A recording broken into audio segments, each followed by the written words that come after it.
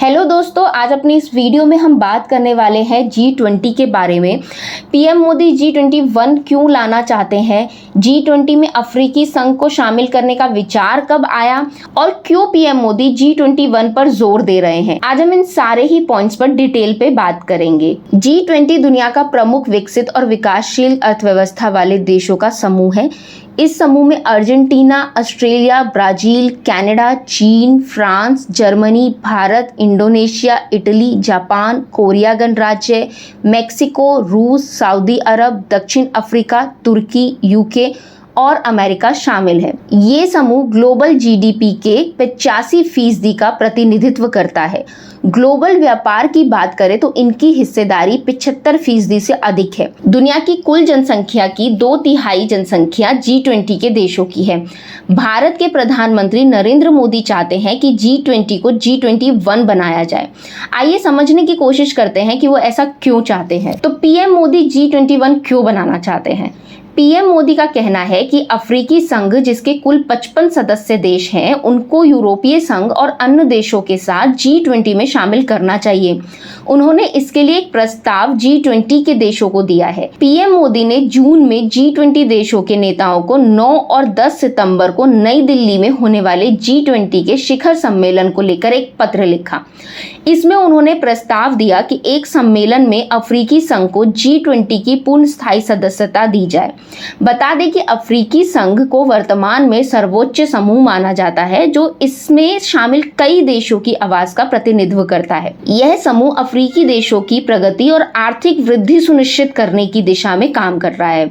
इस समूह को आधिकारिक तौर पर 2002 में लॉन्च किया गया था। चलिए अब समझते हैं कि G20 में अफ्रीकी संघ को शामिल करने का विचार कब आया।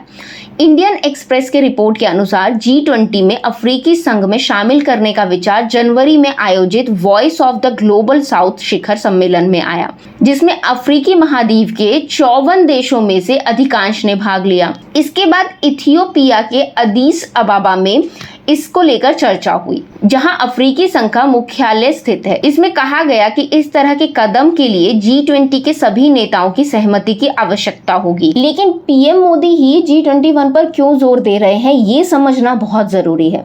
भारत इस साल G20 की अध्यक्षता कर रहा है। ऐसे में पीएम मोदी विशेष रूप से G20 एजेंडे में अफ्रीकी देशों के प्राथमिकताओं को शामिल करने पर फोकस कर रहे हैं। हिंदुस्तान टाइम्स को सूत्रों ने बताया कि पीएम मोदी ने अफ्रीकी संघ के अनुरोध के बाद G20 के नेताओं को पत्र लिखा है। इसका उद्देश्य इंटरनेशनल स्टेज पर अफ्रीकी संघ की आवाज को उठाना है। इसके साथ ही भविष्य की दुनिया को आकार देना है।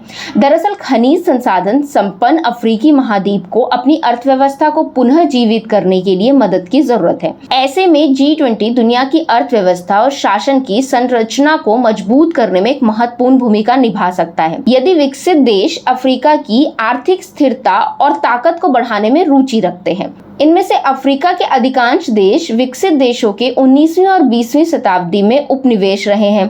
दुनिया के शक्तिशाली अर्थव्यवस्थाओं के लिए ये देश एक आकर्षक बाजार होंगे अगर वे वहां निवेश करते हैं। एक तरह से अफ्रीका का आर्थिक रूप से मजबूत होकर उभरना विकसित अर्थव्यवस्थाओं के हित में होगा। इस साल G20 ने संयुक्त राष्ट्र, विश्व स्वास्थ्य संगठन, विश्व बैंक और IMF जैसे अंतर्राष्ट्रीय संगठनों के अलावा बांग्लादेश, सिंगापुर, स्पेन और नाइजीरिया सहित 9 गैर सदस्य अतिथि देशों को भी आमंत्रित किया है। पीएम मोदी की बात करें तो वो अंतर्राष्ट्रीय मंचों पर ग्लोबल दक्षिण देशों, विशेषकर अफ्रीकी देशों की आवाज को बड़ी आवाज देने में दृढ़ विश्वास रखते हैं।